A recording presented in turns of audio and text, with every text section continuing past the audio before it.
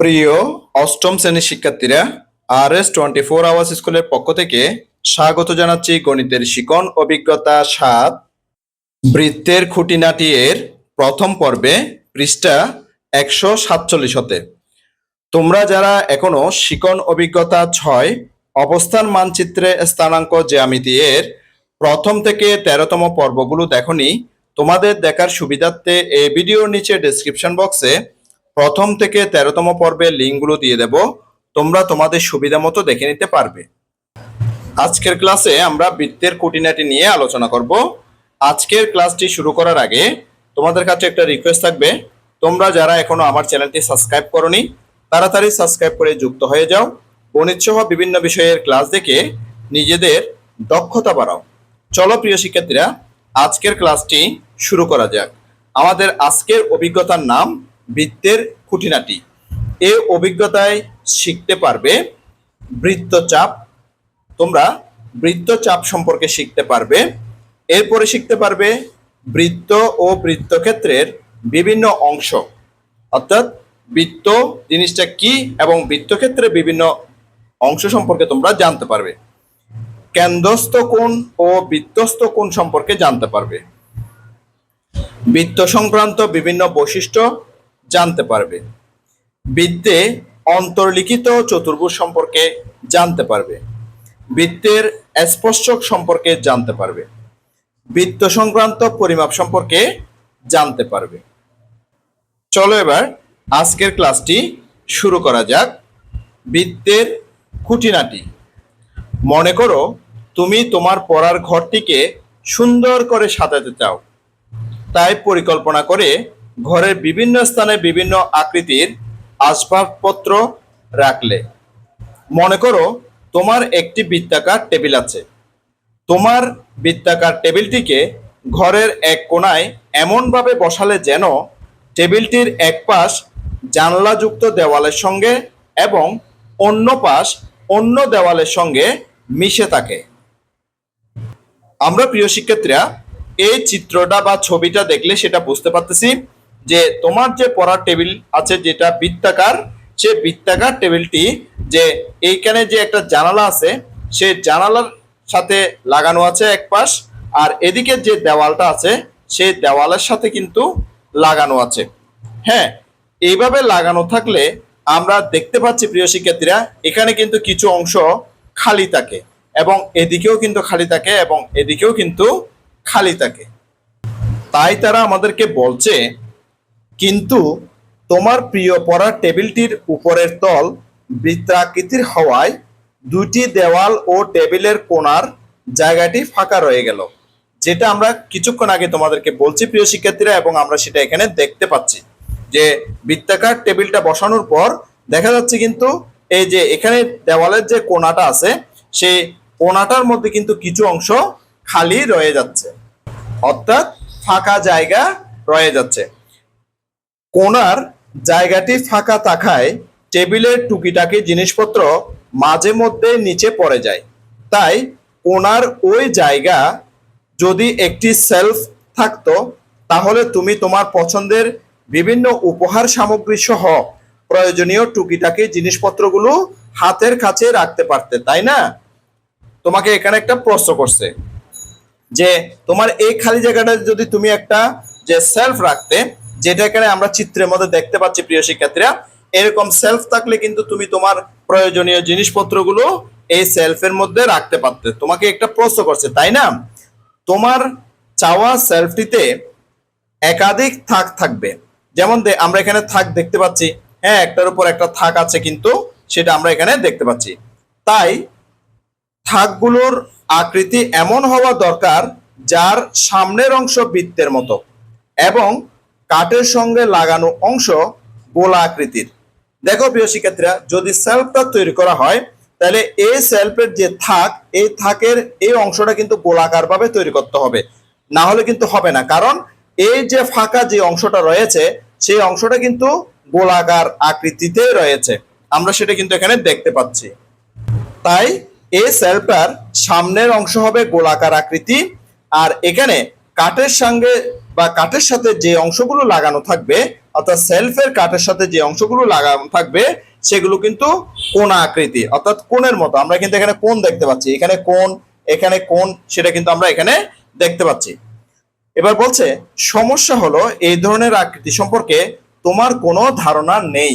অর্থাৎ এই ধরনের আকৃতি সম্পর্কে, অর্থাৎ যে বৃত্তাকার কোন আকৃতি সম্পর্কে তোমার কোনো ধারণা নেই, তাই তুমি কিন্তু চিন্তায় পড়ে গেলে, অর্থাৎ কিভাবে সেটা করা যায়।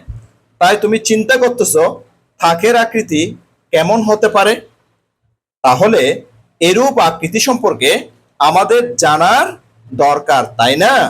এজন্য আমাদের বৃত্তের নানা রকম বৈশিষ্ট্যগুলোর গাণিতিক সম্পর্ক ও পরিমাপ কেমন হবে সেই সম্পর্কে খুঁটিনাটি জানতে হবে। তাহলে আমরা যদি এই বৃত্তের নানা রকম বৈশিষ্ট্য সম্পর্কে, বৃত্তগুলোর গাণিতিক সম্পর্কে এবং পরিমাপ কেমন হবে সেই সম্পর্কে যদি আমরা খুঁটিনাটি জানি, তাহলে কিন্তু আমাদের যে বৃত্তাকার টেবিলটির পাশে যে থাকটি আমরা স্থাপন করব সেই থাকের পরিমাপ সম্পর্কে এবং সেই থাকটি কিভাবে বসাতে হবে এবং কয়টা থাক হবে সেটা সম্পর্কে আমরা স্পষ্ট ধারণা পেয়ে যাব। তাই আমরা প্রিয় শিক্ষার্থীরা আজকের যে অধ্যায় বা যে শিখন অভিজ্ঞতা বৃত্তের খুঁটিনাটি, এই অধ্যায়টি আমরা খুব মনোযোগ সহকারে শিখব। তারা আমাদেরকে বলছে তুমি তোমার শিক্ষা প্রতিষ্ঠান, বাড়ি, ব্যবহার্য জিনিসপত্র, চলাফেরার পথের নানান জায়গায় বিভিন্ন রকমের জ্যামিতিক আকৃতি দেখে থাকো। হ্যাঁ প্রিয় শিক্ষার্থীরা, সেটা আমরা বিভিন্ন ধরনের যে ত্রিভুজ আকৃতি, চতুর্ভুজ আকৃতি, বৃত্তাকার আকৃতি, এই ধরনের আমরা আকৃতিগুলো কিন্তু জ্যামিতিক আকৃতিগুলো দেখতে পাই। এই আকৃতিগুলো কখনো প্রাকৃতিকভাবে তৈরি, আবার কখনো মানুষ তার প্রয়োজনে তৈরি করে থাকে। এই আকৃতিগুলো প্রাকৃতিকভাবেও তৈরি হয় অথবা মানুষ নিজের প্রয়োজনেও তৈরি করে থাকে। এই যেমন বার্ষিক ক্রিয়া অনুষ্ঠান ও বিভিন্ন জাতীয় দিবসগুলোতে তোমরা বিভিন্ন রকমের ডিসপ্লে করে থাকো, সেটার ছবি আমরা কিন্তু দেখতে পাচ্ছি প্রিয় শিক্ষার্থীরা। আমরা কিন্তু সেরকম ডিসপ্লে করা থাকি যে শিক্ষা প্রতিষ্ঠানের যে বিভিন্ন অনুষ্ঠানে, হ্যাঁ, তারপরে বিভিন্ন জাতীয় অনুষ্ঠানে আমরা কিন্তু সেরকম ডিসপ্লে, যেটা আমরা এখানে দেখতে পাচ্ছি ছবিতে, এরকম ডিসপ্লে কিন্তু আমরা করে থাকি। যেমন 26শে মার্চের অনুষ্ঠানে, তারপর হচ্ছে যে বিজয় দিবসের অনুষ্ঠানে আমরা কিন্তু যে এসব ডিসপ্লেগুলো কিন্তু দেখে থাকি। আমরা যদি চিত্রের এই ডিসপ্লেটা দেখি, আমরা এখানে কিন্তু যে চতুর্ভুজ দেখতে পাচ্ছি, তারপর ত্রিভুজ দেখতে পাচ্ছি, বৃত্ত দেখতে পাচ্ছি, এবং আমরা কিন্তু চতুর্ভুজের বিভিন্ন ধরনের আকৃতি দেখতে পাচ্ছি। এখানে আয়তাকার আকৃতি, এখানে বর্গাকার আকৃতি, এই যে আকৃতিগুলো আমরা কিন্তু এখানে দেখতে পাচ্ছি। চলো আরো সামনের দিকে আগানো যাক, 149 পৃষ্ঠায় যাওয়া যাক। আমরা যে বিদ্যালয়ে, হ্যাঁ, বার্ষিক ক্রিয়া অনুষ্ঠানের সময়, তারপর হচ্ছে 26শে মার্চের সময়, বিজয় দিবসের সময় যে বিভিন্ন ডিসপ্লেগুলো করে থাকি, তাই তারা আমাদেরকে বলছে আর এই কাজটি তোমরা অনেকগুলো জ্যামিতিক আকৃতির সমন্বয়ে করে থাকো, তাই না? হ্যাঁ, আমরা এখানে যে ছবিটা দেখলাম কিছুক্ষণ আগে, সেই ছবির মধ্যে আমরা বিভিন্ন জ্যামিতিক আকৃতির মাধ্যমে ডিসপ্লেগুলো করা হয় সেটা আমরা দেখলাম। চলো আজ আমরা ক্লাসে সবাই মিলে মাঠে গিয়ে ডিসপ্লে করে আমাদের প্রিয় বাংলাদেশের পতাকা স্ট্যান্ড সহ দেখানোর কাজটি করি। কিন্তু কাজটি কিভাবে করব? তাহলে কাজটি আমরা কিভাবে করব? এই ক্ষেত্রে পতাকার অনুপাত অনুযায়ী আয়তাকার ও বৃত্তাকার আকৃতির সম্পর্ক আমাদের জানতে হবে। আমরা ইতিমধ্যেই আয়তাকার আকৃতি সম্পর্কে জেনেছি। এখন একটি ডিসপ্লে দেখানোর মাধ্যমে আমরা বৃত্তাকার আকৃতি সম্পর্কে জানার চেষ্টা করব। আমরা ইতিমধ্যে প্রিয় শিক্ষার্থীরা 7ম শ্রেণীতে কিন্তু আয়তাকার আকৃতি সম্পর্কে জেনেছি। এবার আমরা বৃত্তাকার আকৃতি সম্পর্কে জানব, অর্থাৎ বৃত্ত জিনিসটা কি, বৃত্তাকার আকৃতি জিনিসগুলো কি, সেই সম্পর্কে আমরা এবার জানব। চলো এবার আরো সামনের দিকে আগাই। তারা আমাদেরকে বলেছে যে বৃত্ত একটি সমতলীয় জ্যামিতিক চিত্র যার বিন্দুগুলো কোনো নির্দিষ্ট বিন্দু থেকে সম দূরত্বে অবস্থিত, আর এই নির্দিষ্ট বিন্দু থেকে সমদূরত্ব বজায় রেখে কোনো বিন্দু যে আবদ্ধ পথ চিত্রিত করে তাকেই বৃত্ত বলে। ওই নির্দিষ্ট বিন্দুটিকে বলা হয় কেন্দ্র এবং কেন্দ্র থেকে বৃত্তস্থ কোনো বিন্দুর দূরত্বকে বৃত্তটির ব্যাসার্ধ বলে। চলো প্রিয় শিক্ষার্থীরা, আমরা একটা বৃত্ত এঁকে সেটা দেখি। আমি নির্দিষ্ট একটা বিন্দু, এখানে একটা বিন্দু নিলাম। এই বিন্দু থেকে সমান দূরত্ব বজায় রেখে একটা গোলাকার আবদ্ধ চিত্র এখানে আঁকলাম বা গোলাকার আবদ্ধ বক্ররেখা অঙ্কন করলাম। ঠিক আছে, এই গোলাকার আবদ্ধ যে বক্ররেখাটা, সেই বক্ররেখাটার নাম হচ্ছে যে বৃত্ত। এখানে যে আমরা গোলাকার আবদ্ধ বক্ররেখাটা অঙ্কন করেছি প্রিয় শিক্ষার্থীরা, এখানে কিন্তু অসংখ্য বিন্দু আছে, এখানে অসংখ্য বিন্দু রয়েছে প্রিয় শিক্ষার্থীরা। মানে একটা বিন্দু একটার সাথে এখানে মানে যুক্ত হয়ে হয়ে এই পুরো যে গোলাকার যে আবদ্ধ রেখা বা বক্ররেখাটি এখানে অঙ্কিত হয়েছে। এবং এই বিন্দুগুলো, এখানে যে যতগুলো বিন্দু আছে, এই বিন্দুগুলো হচ্ছে যে একটা নির্দিষ্ট বিন্দু থেকে সমান দূরত্বে অবস্থান করতেছে। অর্থাৎ এখান থেকে যে বিন্দুগুলো এখান পর্যন্ত যে দূরত্ব, আবার এখানের যে বিন্দু যদি ধরি, এখান থেকে ঠিক একই দূরত্বে তাদের অবস্থান। ঠিক একইভাবে এখান থেকে এখানেও ঠিক সমান দূরত্বে তাদের অবস্থান। ঠিক একইভাবে এখান থেকে এখানেও সমান দূরত্বে তাদের অবস্থান। অর্থাৎ এখানে অসংখ্য বিন্দু এবং অসংখ্য যে আমরা এভাবে দূরত্বটা নির্ণয় করতে পারবো। তাহলে এই দূরত্বগুলো হচ্ছে যে সমান দূরত্ব, সব দিকে একদম সমান। তাই তারা আমাদেরকে বলছে এই নির্দিষ্ট বিন্দু থেকে, নির্দিষ্ট বিন্দুটা হচ্ছে এটা, এই নির্দিষ্ট বিন্দু থেকে সমদূরত্ব বজায় রেখে, অর্থাৎ এখান থেকে যে দূরত্ব, এখান থেকেও এই দূরত্ব, এখান থেকেও সেই দূরত্ব, এখান থেকেও দূরত্ব সমান, সেজন্য সমদূরত্ব বজায় রেখে কোনো বিন্দু যে আবদ্ধ পথ চিত্রিত করে, হ্যাঁ, যে আবদ্ধ পথ চিত্রিত করে, আমরা চিত্রের মাধ্যমে সেটা দেখতে পাচ্ছি প্রিয় শিক্ষার্থীরা, চিত্রিত করে তাকে বৃত্ত বলে। ওই নির্দিষ্ট বিন্দুটিকে বলা হয় কি? কেন্দ্র। এই যে এই নির্দিষ্ট এখানে বিন্দু, এই বিন্দুটার নাম হচ্ছে যে কেন্দ্র। এই নির্দিষ্ট বিন্দুটার নাম কি প্রিয় শিক্ষার্থীরা? এই নির্দিষ্ট বিন্দুটার নাম হচ্ছে যে কেন্দ্র। কেন্দ্র থেকে বৃত্তস্থ কোন বিন্দুর দূরত্বকে বৃত্তটির ব্যাসার্ধ বলে। তাহলে এই বৃত্তস্থ দূরত্ব, হ্যাঁ, অর্থাৎ এই বৃত্তস্থ বিন্দু, এই বৃত্তস্থ বিন্দু এখান থেকে যে দূরত্ব, সেই দূরত্বটাকে বলা হয় ব্যাস। তাহলে এই বৃত্তস্থ বিন্দু এটা, এখান থেকে যে দূরত্ব এই বিন্দু পর্যন্ত সেই দূরত্বকে ব্যাস বলে। তাহলে কেন্দ্র থেকে বৃত্তস্থ কোন বিন্দু পর্যন্ত যে দূরত্ব, কেন্দ্র থেকে বৃত্তস্থ বিন্দু পর্যন্ত যে দূরত্ব, তাকে বলা হয় ব্যাসার্ধ। তাকে কি বলা হয়? ব্যাসার্ধ। তাহলে এই অংশটার নাম কি? ব্যাসার্ধ। এই অংশটার নাম কি? ব্যাসার্ধ। তাহলে আমরা কিন্তু এখানে অসংখ্য ব্যাসার্ধ আঁকতে পারবো। এখানে কি? অসংখ্য ব্যাসার্ধ আঁকতে পারবো। কারণ এখানে যেমন অসংখ্য বিন্দু আছে, অসীম সংখ্যক বিন্দু আছে, ঠিক এখান থেকে সেই অসীম সংখ্যক বিন্দুগুলোকে আমরা যখন যোগ করব, হ্যাঁ, তখন আমরা এখানে অসংখ্য যে ব্যাসার্ধ অঙ্কন করতে পারবো। আশা করছি প্রিয় শিক্ষার্থীরা তোমরা এই যে বৃত্ত জিনিসটা কি সেটা বুঝে গেছো।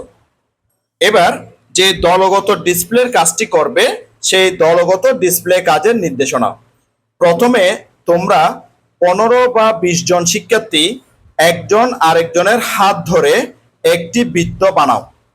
প্রিয় শিক্ষার্থীরা, চিত্রের মধ্যে আমরা কিন্তু সেটা দেখতে পাচ্ছি যে সবাই একজনের হাত আরেকজনের ধরে কিন্তু একটা বৃত্ত এখানে বানানো হয়েছে। অন্য একজন বৃত্তের কেন্দ্রবিন্দুতে দাঁড়াও। এখানে একজন কেন্দ্রবিন্দু অর্থাৎ বৃত্তের কেন্দ্রবিন্দুতে দাঁড়াবে। অবশিষ্ট শিক্ষার্থীরা বিভিন্নভাবে পরস্পরের হাত টান টান করে ধরে বৃত্তের ব্যাসার্ধ, ব্যাস, জ্যা সহ অন্যান্য বৈশিষ্ট্যগুলো প্রদর্শনের মাধ্যমে তৈরি করো।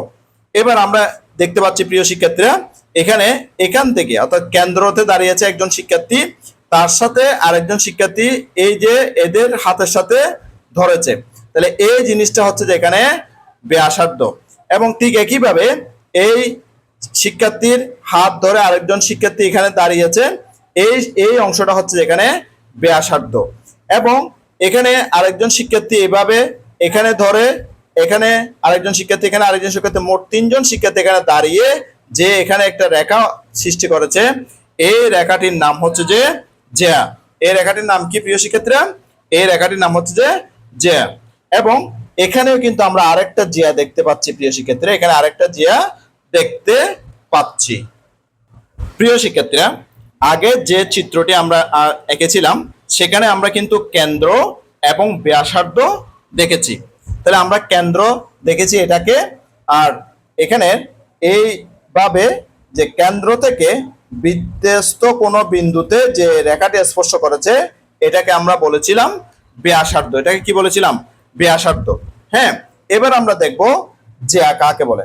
জ্যা, এই যে এটা হচ্ছে যে বৃত্তের জ্যা। এখানে কিন্তু অসংখ্য জ্যা আঁকা যাবে, এখানে একটা আঁকলাম, আবার কিন্তু এখানেও একটা আঁকা যাবে। হ্যাঁ, ঠিক একইভাবে এদিক থেকেও আঁকা যাবে। অনেক দিক থেকে প্রিয় শিক্ষার্থীরা জ্যা আমরা আঁকতে পারবো। তাহলে এই যে এগুলো আঁকলাম এগুলোকে বলা হয় কি? জ্যা। এগুলোকে কি বলা হয় প্রিয় শিক্ষার্থীরা? জ্যা। তাহলে জ্যা জিনিসটা কি?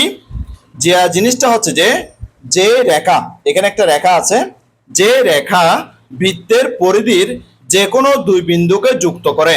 হ্যাঁ, এখানে একটা জিনিস মনে রাখতে হবে প্রিয় শিক্ষার্থীরা, যে এখানে যে পরিধি, এই যে গোলাকার যে অংশটা আছে সেটাকে আমরা পরিধি বলবো। এটা কি বলবো? এই অংশটা যে যে চক্রাকার, হ্যাঁ, যেটা, সেটার নাম হচ্ছে পরিধি। এটার নাম হচ্ছে যে পরিধি। হ্যাঁ, তাহলে পরিধির দুইটা অংশকে, মানে দুইটা বিন্দুকে স্পর্শ করবে। তাহলে পরিধিতে এখানে অসংখ্য বিন্দু আছে, একটা বিন্দু এই একটা বিন্দুতে স্পর্শ করেছে বা যুক্ত করেছে, কিন্তু এই রেখাটি কিন্তু কেন্দ্র দিয়ে যুক্ত হয়নি। কোন দিক দিয়ে যুক্ত হয়নি? কেন্দ্র দিয়ে যুক্ত হয়নি।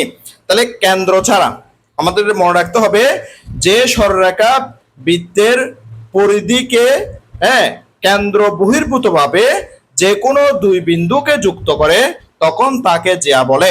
তাহলে যে এই পরিধির এখানে একটা বিন্দু, এখানে একটা বিন্দুকে যুক্ত করেছে এই রেখাটা বা এই সরলরেখাটা, আবার যে পরিধির এই বিন্দুকে যুক্ত করেছে এই সরলরেখাটা, কিন্তু এই সরলরেখাটা কেন্দ্র দিয়ে যায়নি, কেন্দ্র দিয়ে যুক্ত হয়নি। তাহলে কেন্দ্র দিয়ে যুক্ত না হলে তাকে আমরা কি বলবো? জ্যা বলবো। তাকে কি বলবো? জ্যা বলবো। তাহলে এখানে আমরা এখানে একটা জ্যা পেয়েছি, আবার এখানেও একটা জ্যা পেয়েছি। তাহলে জ্যা পেয়েছি, অসংখ্য জ্যা এখানে পাওয়া যাবে। আর এখানে যেটা পেয়েছিলাম এটার নাম ব্যাসার্ধ। এটার নাম কি? ব্যাসার্ধ। এটা তোমরা অবশ্যই জানো প্রিয় শিক্ষার্থীরা। আর এই অংশটা হচ্ছে যে কেন্দ্র। এটা কি? কেন্দ্র। হ্যাঁ, মাঝখানের যে অংশটা বা মাঝখানের যে বিন্দুটা এটাকে কেন্দ্র বলা হয়। এবার প্রিয় শিক্ষার্থীরা, আমি যে বৃত্তের যে কেন্দ্র আছে সে কেন্দ্র দিয়ে যে বৃত্তের পরিধির এক বিন্দু থেকে আরেক বিন্দু পর্যন্ত স্পর্শ করাবো আরেকটা সরলরেখা দিয়ে। এই সরলরেখাটার নাম কি? এই সরলরেখাটার নাম হচ্ছে যে ব্যাস। এই সরলরেখাটার নাম কি? ব্যাস। এই সরলরেখার নাম কি প্রিয় শিক্ষার্থীরা? ব্যাস। তাহলে ব্যাস কাকে বলে? কেন্দ্রের মধ্য দিয়ে, এই যে কেন্দ্র, কেন্দ্রের মধ্য দিয়ে, হ্যাঁ, বৃত্তের পরিধির দুইটা বিন্দুকে, এই যে দুইটা বিন্দুকে, হ্যাঁ, দুইটা বিন্দুকে যে সরলরেখা সংযোগ করেছে, যে সরলরেখা সংযোগ করেছে মানে যোগ করেছে, দুইটা বিন্দুকে যোগ করেছে যে সরলরেখা, সেই সরলরেখাকে বলা হয় ব্যাস। সে সরলরেখা কি বলা হয়? ব্যাস বলা হয়। এবার প্রিয় শিক্ষার্থীরা, এখান থেকে এই অংশটা আমরা কিছুক্ষণ আগে শিখেছি, যেমন এখান থেকে এই অংশটা কিন্তু এখান থেকে এই অংশটা সমান, আবার এখান থেকে এই অংশটা সমান। তাহলে এই অংশটার নাম কি? ব্যাসার্ধ। এটার নাম কি? ব্যাসার্ধ। তাহলে এখান থেকে এই অংশটা কি? ব্যাসার্ধ। তাহলে ব্যাসার্ধের দুইটা অংশ মিলে হচ্ছে ব্যাস, অর্থাৎ ব্যাসার্ধের দ্বিগুণ, কারণ এখানে একটা অংশ এখানে একটা অংশ, দুইটা অংশ যোগ করলে কিন্তু আমরা কি পাচ্ছি? ব্যাস পাচ্ছি। সেজন্য ব্যাস হচ্ছে যে ব্যাসার্ধের দ্বিগুণ, ব্যাস হচ্ছে ব্যাসার্ধের দ্বিগুণ, আর ব্যাসার্ধ হচ্ছে যে এই ব্যাসের অর্ধেক। কারণ এখান থেকে এখানের এই অংশটা হচ্ছে ব্যাসার্ধ, এখান থেকে এই অংশটা হচ্ছে যে ব্যাসার্ধ, তাই ব্যাসার্ধ হচ্ছে যে ব্যাসের অর্ধেক, ব্যাসার্ধ হচ্ছে যে ব্যাসের অর্ধেক অংশ। এবার তোমাদের মনে প্রশ্ন জাগতে পারে যে এখানে যে পরিধির এইখান থেকে এই অংশটা, হ্যাঁ এটা হচ্ছে পুরোটা পরিধি, তাহলে জিয়া যখন এখান থেকে এখানে যে সংযোগ করেছে, এটা জিয়া হয়েছে, এই এখান থেকে এই এখান পর্যন্ত, অর্থাৎ এই গোলাকার এই অংশটাকে, এই গোলাকার এই অংশটাকে তাহলে কি বলা হয়? এটা তোমাদের কাছে প্রশ্ন থাকতে পারে প্রিয় শিক্ষার্থীরা। এই অংশটিকে কি বলা হয়? এই অংশটিকে বলা হয় বৃত্তচাপ। এই অংশটিকে কি বলা হয়? বৃত্তচাপ। কি বলা হয় প্রিয় শিক্ষার্থীরা? বৃত্তচাপ। তোমরা কিন্তু ষষ্ঠ শ্রেণীতে জেনেছো যে বৃত্তচাপ হচ্ছে যে দুই প্রকারের, এবং সপ্তম শ্রেণীতেও কিন্তু তোমরা জেনেছো যে যে বৃত্তচাপ হচ্ছে দুই প্রকার, একটা হচ্ছে যে উপচাপ আর একটা হচ্ছে যে অধিচাপ, উপচাপ এবং অধিচাপ। তাহলে আমরা যে এই গোলাকার চিহ্নের মধ্যে বা বৃত্তের মধ্যে আমরা ব্যাসার্ধ, ব্যাস, জ্যা সহ অন্যান্য বৈশিষ্ট্যগুলো প্রদর্শনের মাধ্যমে তৈরি করো। তাহলে কিভাবে তৈরি করবে সেটা আমি তোমাদেরকে চিত্রের মাধ্যমে দেখিয়ে দিয়েছি প্রিয় শিক্ষার্থীরা। নিজেদের মধ্যে আলোচনা করে জানার চেষ্টা করো বৃত্তের কোন কোন তথ্যগুলো তোমরা তৈরি করলে এবং তথ্যগুলোর মধ্যেকার পারস্পরিক সম্পর্ক কি হতে পারে। প্রয়োজনে বিষয় শিক্ষকের সঙ্গে কথা বলে জেনে নাও। এবার স্ট্যান্ড সহ ঝটপট আমাদের প্রিয় পতাকাটির ডিসপ্লে করো। এবার তোমরা যে সবাই মিলে পতাকাটির, অর্থাৎ প্রিয় পতাকাটি, আমাদের যে জাতীয় পতাকা, সেই জাতীয় পতাকাটির ডিসপ্লে করতে বলা হচ্ছে। চলো এবার প্রিয় শিক্ষার্থীরা আরো সামনের দিকে আগানো যাক। এবার আমরা জানবো বৃত্তের ব্যাস ও জ্যা সম্পর্কে জানা প্রয়োজন কেন। অর্থাৎ আমরা তো বৃত্তের ব্যাস চিনলাম, জ্যাও চিনলাম, তাহলে এই যে বৃত্তের ব্যাস এবং জ্যা সম্পর্কে কেন জানা প্রয়োজন, কেন আমরা জানবো, সেটা এখন আমরা জানবো। পাশের ছবিটি দেখো, কিছু অনুধাবন করতে পারছো কি? আমরা পাশে দুইটা ছবি দেখতে পাচ্ছি, একটা হচ্ছে এখানে বালতির ছবি, আর একটা হচ্ছে যে এখানে ফুলের টপের ছবি।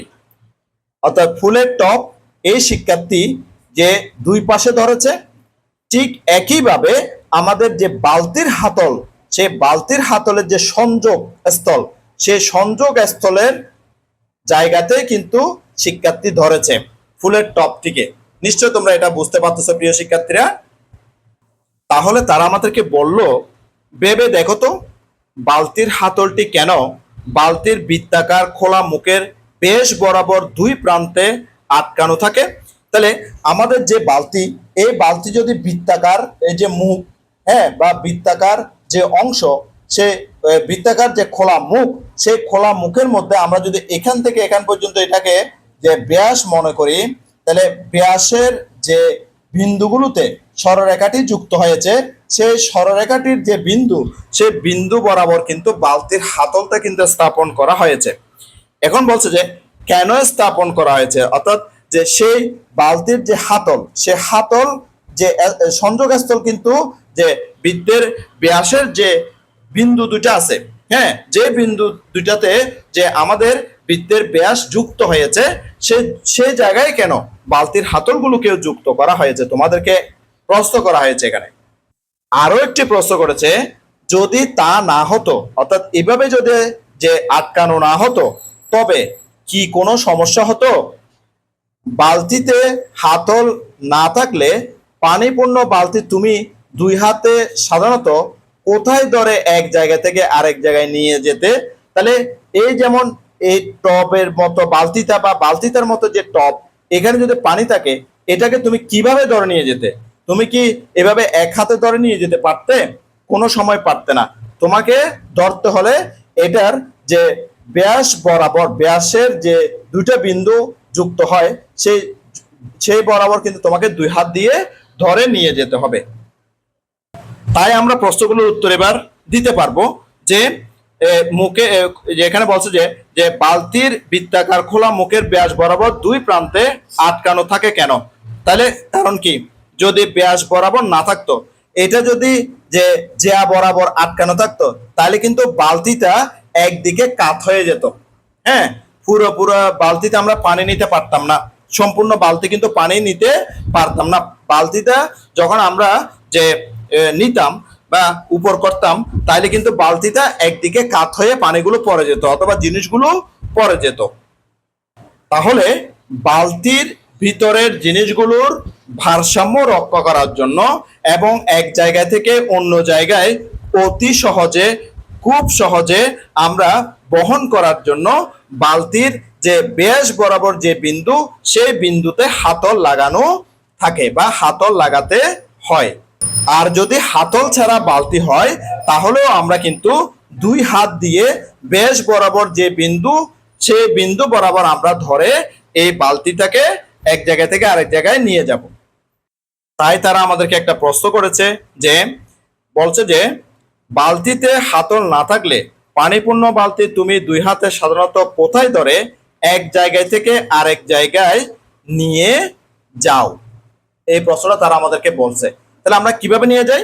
আমরা সেটা যে বৃত্তের যে ব্যাসের যে বিন্দু দুটা, হ্যাঁ, যে জায়গায় স্থাপিত হবে সেই জায়গায় ধরে কিন্তু আমরা বালতিটাকে নিয়ে যাব।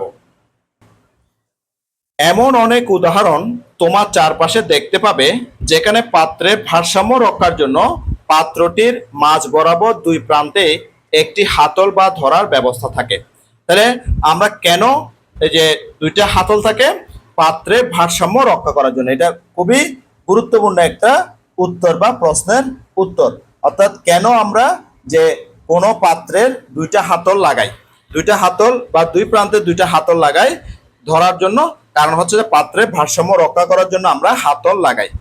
এবার আমাদেরকে একটা কাজ দিয়েছে, বলছে যে তুমি ব্যবহার করো বা তোমার দেখা কয়েকটি বস্তু বা পাত্রের নাম লেখো যার খোলা মুখের মাঝ বরাবর হাতল থাকে অথবা কাজের সময় মাঝ বরাবর ধরতে হয়।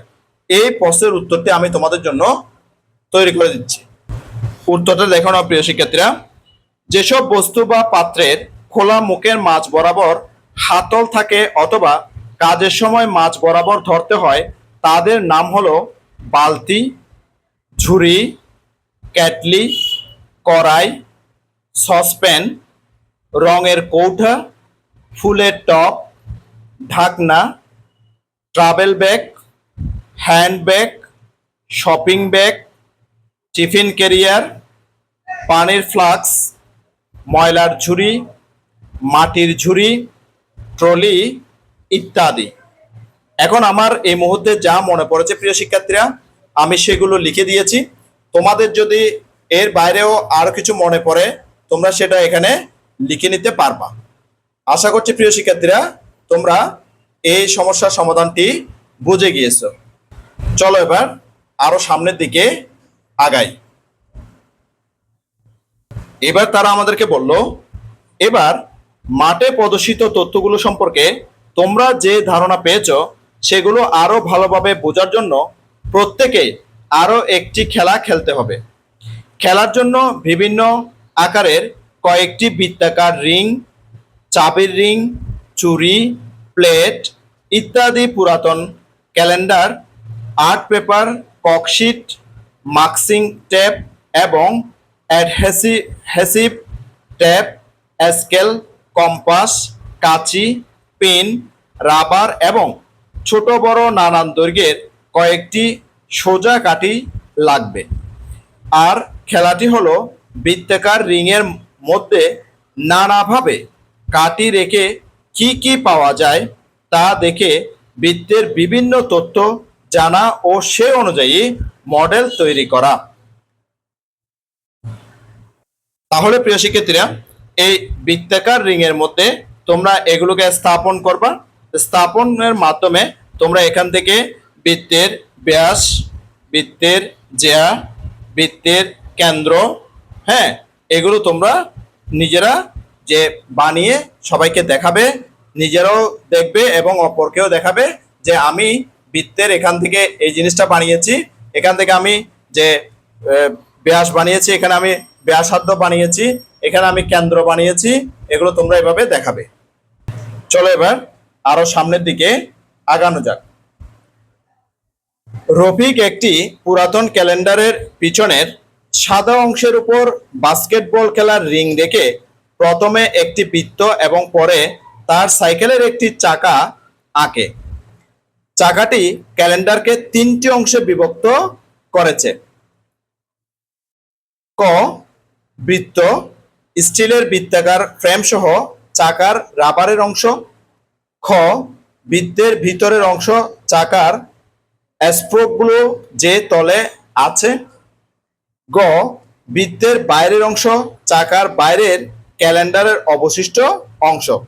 বৃত্তের ভিতরে যে এলাকা তৈরি হলো তাকে আমরা বৃত্তাকার ক্ষেত্র, সার্কেল, সার্কুলার অরিজিয়ন বলে থাকি। তাহলে কি বলে থাকি? সার্কুলার রিজিয়ন বলে থাকি। অর্থাৎ বৃত্তাকার ক্ষেত্রকে ইংরেজিতে বলা হয় সার্কুলার রিজিয়ন।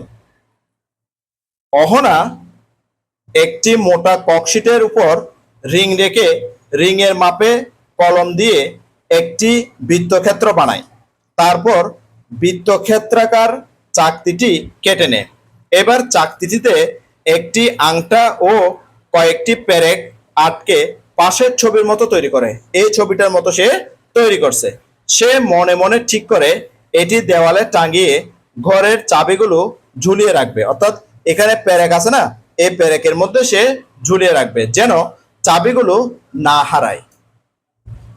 চলো আরো সামনের দিকে আগানো যাক। 151 পৃষ্ঠা। অমিয়া আর্ট পেপারে একটি প্লেট বসিয়ে একটি বৃত্ত তৈরি করে। অর্থাৎ প্লেটের মাধ্যমে আমাদের খাবার যে প্লেট আছে সেই খাবারটা হচ্ছে বৃত্তাকার আকৃতি। এটাতে বসিয়ে চারিদিকে যে পেন্সিল দিয়ে অথবা কলম দিয়ে, হ্যাঁ, অথবা মার্কার পেন দিয়ে সে একটা বৃত্ত তৈরি করে। বৃত্ত ঠিকই বানাতে পেরেছে কিন্তু কেন্দ্র চিহ্নিত করতে পারলো না। তোমরা তো জানো একটি বৃত্তের কেন্দ্র কিভাবে নির্ণয় করা যায়। হ্যাঁ প্রিয় শিক্ষার্থীরা, তোমরা কিন্তু সেটা সপ্তম শ্রেণীতে শিখে এসেছো। অমিয়াও কাগজটি কেটে বৃত্তাকার ক্ষেত্র আলাদা করে এবং সমান 2 ভাঁজ করে কেন্দ্র চিহ্নিত করে। এইভাবে একটা বৃত্ত বানিয়ে এই বৃত্তটাকে যদি আমরা এভাবে সমান 2 ভাঁজে ভাগ করে নিলাম, হ্যাঁ, ভাগ করে নেয়ার পর দেখো প্রিয় শিক্ষার্থীরা, এখানে যদি আমরা আরেকটা ভাঁজ দিই, এভাবে দেখো আরেকটা ভাঁজ দিলাম। ভাঁজগুলো দেখো আমি এমন ভাবে দিয়েছি, এই যে ভাঁজগুলো কিন্তু একদম কি সমান সমান হয়ে গেছে। হ্যাঁ, এই যে এই জায়গায় যে ভাঁজটা হয়েছে, আমি যখন ভাঁজটা খুলবো এই জায়গায়, তখন আমি কিন্তু কেন্দ্র পেয়ে যাব। দেখো প্রিয় শিক্ষার্থীরা, যে এখানে আমি কিন্তু কেন্দ্র পেয়ে গেছি। এই জায়গাটি হচ্ছে যে বৃত্তের কেন্দ্র। এই যে এখানে বৃত্তের কেন্দ্র আমি কিন্তু পেয়ে গেছি। নিশ্চয়ই তোমরা সেটা বুঝতে পারতেছো যে এই জায়গাটা হচ্ছে যে বৃত্তের কেন্দ্র। তাহলে এইভাবে কিন্তু আমরা সপ্তম শ্রেণীতে বৃত্তের কেন্দ্র নির্ণয় করা শিখেছি। এবার বৃত্তাকার কাগজের উপর রিংটি রেখে এর ভিতরে বিভিন্ন দৈর্ঘ্যের সোজা কাঠিগুলো চিত্রের মতো বসিয়ে কাঠিগুলোর 2 মাথা টেপ দ্বারা আটকে দেয়। অর্থাৎ বৃত্ত যেটা কেটে নিয়েছে সে কাটা বৃত্তের মধ্যে সে কি করছে, যে কেন্দ্র চিহ্নিত করছে। কেন্দ্র চিহ্নিত করার পর এখানে বিভিন্ন কাঠি, আমরা যে কাঠিগুলো দেখতে পাচ্ছি এই কাঠিগুলো কিন্তু ট্যাপের মাধ্যমে সে আটকিয়ে দেয়। হ্যাঁ, এবং কাঠির মাথাগুলো এ বি সি ডি ও ই দ্বারা চিহ্নিত করে। আমরা সেটা দেখতে পাচ্ছি, A B C D E দ্বারা চিহ্নিত করে। কাঠিগুলোর এক মাথা এ বিন্দুতে এবং অপর মাথাগুলো যথাক্রমে বি সি ডি ও ই বিন্দুগুলোর সঙ্গে যুক্ত হয়ে A B A C A D ও এ ই সরলরেখাগুলোর মতো উৎপন্ন করে। হ্যাঁ প্রিয় শিক্ষার্থী, সেটা আমরা এখানে দেখতে পাচ্ছি। এর সাথে সি যুক্ত হয়ে এ সি সরলরেখা যুক্ত হয়ে তৈরি করেছে। এর সাথে বি যুক্ত হয়ে এ বি সরলরেখা তৈরি করেছে। এর সাথে ডি যুক্ত হয়ে এ ডি সরলরেখা তৈরি করেছে। এর সাথে ই যুক্ত হয়ে এ ই সরলরেখা যুক্ত তৈরি করেছে। এবং সেখানে আমরা দেখতে পাচ্ছি এই রেখাটি কেন্দ্র দিয়ে গেছে। তাহলে এটার নাম কি হবে? এটার নাম হবে ব্যাস। এটার নাম কি হবে? ব্যাস। আর এখান থেকে এই অংশটির নাম হবে ব্যাসার্ধ। আবার এখান থেকে এই অংশটির নাম হবে ব্যাসার্ধ। আর এখানে যে এ বি এটা হচ্ছে যে জ্যা, আর এ ডি এটা হচ্ছে জ্যা, এবং এ ই এটা হচ্ছে যে জ্যা, কারণ এগুলো কেন্দ্র দিয়ে বৃত্তের যে পরিধির দুটা বিন্দুকে স্পর্শ করেনি বা সংযুক্ত করেনি। এবার দেখো আমরা এখানে আরো একটা কিন্তু যে রেখা দেখতে পাচ্ছি যেটার নাম পি কিউ। এটা সম্বন্ধে কি বলছে দেখো, এদের মধ্যে একটি কাঠি এসি বরাবর, এসি আবার কেন্দ্র দিয়ে যায়, এসিটা কিন্তু কেন্দ্র দিয়ে গেছে সেটা বলছে, এবং আরেকটি কাঠি যেটা পি কিউ সম্বন্ধে বলতেছে, পি কিউ বেশ ছোট, যা বৃত্তক্ষেত্রের মধ্যে রয়েছে, এটি বৃত্তকে স্পর্শ করেনি। এই রেখাটি কিন্তু বৃত্তের এই পাশ ওপাশ কোনো জায়গায় স্পর্শ করেনি। অমিয়া এবার স্কেল দিয়ে কাঠিগুলোর মাপ নিয়ে মাপগুলো খাতায় লিখলো। ভেবে বলো তো কোন কাঠির দৈর্ঘ্য সবচেয়ে বেশি হবে? নিশ্চয়ই তোমরা বলতে পারবে প্রিয় শিক্ষার্থীরা যে এখানে এসি যেটা সেটার সেই কাঠিটার কিন্তু দৈর্ঘ্য বেশি হবে, অর্থাৎ এসি হচ্ছে এখানে ব্যাস, এসি এখানে কি ব্যাস। হ্যাঁ, এবার স্কেল, কম্পাস, পেন্সিল ব্যবহার করে প্রত্যেকে নিজ নিজ খাতায় মডেলটি আঁকো। এরপর প্রদত্ত যে 7.1 ছকের সঠিক ঘরটিতে, অর্থাৎ নিচে একটা এখানে ছক দেওয়া আছে, হ্যাঁ, সঠিক ঘরটিতে টিক চিহ্ন দাও। উত্তরের সপক্ষে অবশ্যই যুক্তি প্রদান করতে হবে। এখানে ছকটা দেখো প্রিয় শিক্ষার্থীরা, যে এখানে ছক 7.1 রেখাংশের নামগুলো দেওয়া আছে, এরপরে জ্যা, বেশ, যুক্তি দিতে বলা হচ্ছে। প্রথমটা তোমাদের জন্য করে দিয়েছে এ বি। এখানে আমরা এ বি যেটা দেখতে পাচ্ছি, এ বি কিন্তু জ্যা, তাই এখানে টিক চিহ্ন দেওয়া হয়েছে। এ জি কিন্তু মানে এ বি যেটা সেটা কিন্তু ব্যাস নয়, কারণ এ বি কিন্তু কেন্দ্র দিয়ে যায়নি, তাই এটা ব্যাস নয়, সেজন্য ক্রস দেওয়া হয়েছে। আর যুক্তি দেওয়া হয়েছে বৃত্তের কেন্দ্রবিন্দু দিয়ে যায়নি, যেটা তোমাদেরকে কিছুক্ষণ আগে বললাম বা এই মাত্র তোমাদেরকে বললাম। এখন দেখো প্রিয় শিক্ষার্থীরা, এখানে এসি রেখাংশ আছে, তাহলে এসি রেখা কিন্তু যে কেন্দ্র দিয়ে গেছে সেটার নাম কি? জ্যা, এবং এটার নাম হচ্ছে যে ব্যাস। তাহলে ব্যাস হচ্ছে যে কেন্দ্রগামী জ্যা, ব্যাস হচ্ছে কি কেন্দ্রগামী জ্যা। এটা যুক্তি দিয়েছি প্রিয় শিক্ষার্থীরা, বৃত্তে কেন্দ্র দিয়ে যায়। এরপর হচ্ছে কি এডি। দেখো প্রিয় শিক্ষার্থীরা, এই এডি রেখা এটা কিন্তু কেন্দ্র দিয়ে যায়নি, তাই এটা হবে কি জ্যা। তাই আমি এডি কে জ্যা দিয়েছি, এটা ব্যাস নয় তাই ক্রস দিয়েছি, বৃত্তের কেন্দ্র দিয়ে যায় না সেজন্য এটা জ্যা মানে ব্যাস নয়। এরপর হচ্ছে এই, তাহলে আমরা এই কে দেখতে পাচ্ছি এখানে, এই কিন্তু কেন্দ্র দিয়ে যায়নি, কেন্দ্র বহির্ভূত ভাবে গেছে, তাহলে এটা কি হবে জ্যা হবে কিন্তু ব্যাস হবে না। তাই জ্যাতে আমি টিক চিহ্ন দিয়েছি, ব্যাসের মধ্যে ক্রস চিহ্ন দিয়েছি, বৃত্তের কেন্দ্র দিয়ে যায় না। এরপর হচ্ছে যে পি কিউ, আমরা পি কিউ যে ছোট্ট রেখা সেটা দেখতে পাচ্ছি, এটা কিন্তু জ্যাও নয় ব্যাসও নয়, তাই আমরা কি করেছি ক্রস চিহ্ন দিয়েছি দুইটা জায়গায়, জ্যাতেও দিয়েছি ক্রস চিহ্ন, ব্যাসের মধ্যেও কিন্তু ক্রস চিহ্ন দিয়েছি, এবং লিখে দিয়েছি প্রান্ত বিন্দুদ্বয় বৃত্তকে স্পর্শ করেনি, অর্থাৎ বৃত্তের যে পরিধির যে বিন্দু সেই বিন্দুতে স্পর্শ করেনি, তাই এরা জ্যাও নয় এবং ব্যাসও নয়। ব্যাস তো হবেই না, কারণ হচ্ছে যে এরা কেন্দ্র দিয়ে যায়নি। এরপর দেখো রেখাংশগুলোর মধ্যে নানা রকম সম্পর্ক খুঁজি। ক নাম্বার দেখো, ব্যাস বৃত্তের একটি জ্যা, ব্যাস হচ্ছে যে বৃত্তের একটি জ্যা, যেটা আমি তোমাদেরকে কিছুক্ষণ আগে বললাম, ব্যাস হচ্ছে যে কেন্দ্রগামী জ্যা, ব্যাস হচ্ছে কি কেন্দ্রগামী জ্যা, কিন্তু বৃত্তের যে কোনো জ্যাই ব্যাস নয়। তাহলে যে কোনো জ্যা ব্যাস হবে না, একমাত্র ব্যাস হবে যে জ্যাটি কেন্দ্র দিয়ে গেছে, অর্থাৎ কেন্দ্রগামী জ্যা, তাহলে সেই জন্য এখানে লিখলাম ব্যাস নয়। খ নাম্বার, বৃত্তের ব্যাসই বৃহত্তম জ্যা, যে সবচেয়ে বড় যে রেখা কোনটা, সেটা হচ্ছে কিছুক্ষণ আগে তোমাদেরকে আমি বলছি, সেটা হচ্ছে কি যে ব্যাস। আশা করছি প্রিয় শিক্ষার্থীরা তোমরা খুব ভালো মতো বুঝতে পেরেছো। যেহেতু বুঝতে পেরেছো, আজকের ক্লাসটি এই পর্যন্ত। আমি আগামী ক্লাসে 152 পৃষ্ঠার বৃত্তচাপ থেকে শুরু করব।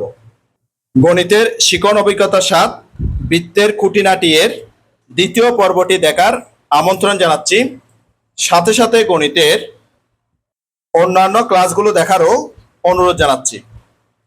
ইতিমধ্যে তোমরা যারা আমার চ্যানেলটি সাবস্ক্রাইব করে আমার ক্লাসগুলো নিয়মিত দেখতেছো, তোমাদেরকে আমার অন্তরের অন্তঃস্থল থেকে অসংখ্য অসংখ্য ধন্যবাদ। আর যারা সবেমাত্র আজকে প্রথমবার আমার ক্লাসটি দেখলা, তোমাদের প্রতি অনুরোধ রইল তোমরা আমার চ্যানেলটি সাবস্ক্রাইব করে পাশের নোটিফিকেশন অল করে বেল বাটনটিকে বাজিয়ে দাও। আর তোমার বন্ধুদের সাথে ও আত্মীয় স্বজনের সাথে ক্লাসগুলো বেশি বেশি শেয়ার করো, যাতে করে তারাও তোমার মতো দেখে উপকৃত হয়। গণিতের শিখন অভিজ্ঞতা 7 বৃত্তের খুঁটিনাটি এর দ্বিতীয় পর্বটি দেখার আমন্ত্রণ জানিয়ে আজকের ক্লাসটি থেকে এখানেই বিদায় নিচ্ছি। সবাই ভালো থাকবা, সুস্থ থাকবা, অবশ্যই নিরাপদে থাকবা। সবাইকে ধন্যবাদ।